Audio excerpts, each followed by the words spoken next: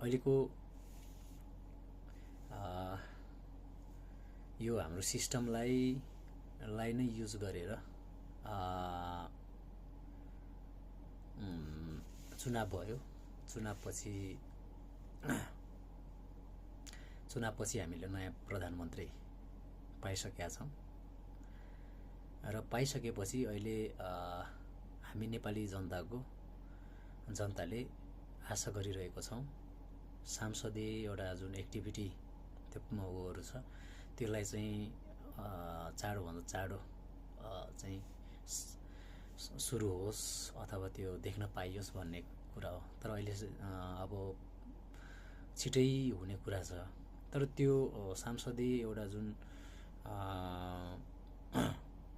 सभाहरू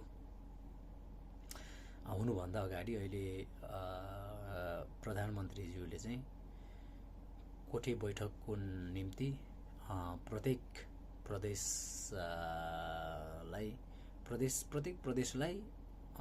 प्रदेश वाइज भनौँ न, प्रदेश वाइज चाहिँ 1 by 1 उहाँले चाहिँ इन्भाइट गर्नुभएको रहेछ माननीय जीहरूलाई हैन।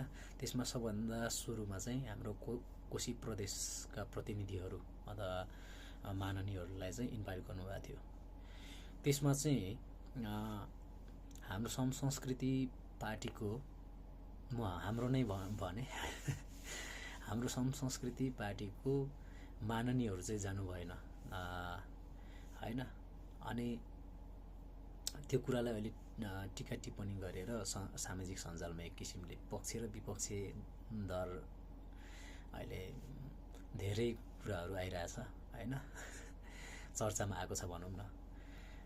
जानु पर्थ्यो, इन्भल्भ हुनु पर्थ्यो। यो चाहिँ इतिहासमा पहिलोचोटि चाहिँ यसरी प्रधानमन्त्रीले नयाँ अभ्यास गरिराख्नु भएको छ भनेर सञ्जालमा पनि आइरहेछ हैन। कति पोइन्ट नयाँ कुराहरू गर्ने खोज्ने विषय बेग्लै होला हैन। त्यो अप्रिसिएट पनि गर्नुपर्छ होला कति कुरामा चाहिँ हैन। तर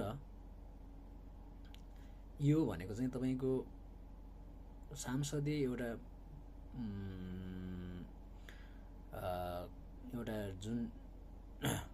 जुन पार्लिमेन्टको एउटा उ छ त्यसको विधिहरू छ, विधान नियमहरू छ हैन। अनि संवैधानिक किताहरू पनि होला, त्यसलाई पनि टेक्ने हो नि त हैन। त्यसलाई पनि टेक्ने होइन, त्यसलाई नै चाहिँ मेन टेक्ने हो क्या। त्यसलाई नै टेकेर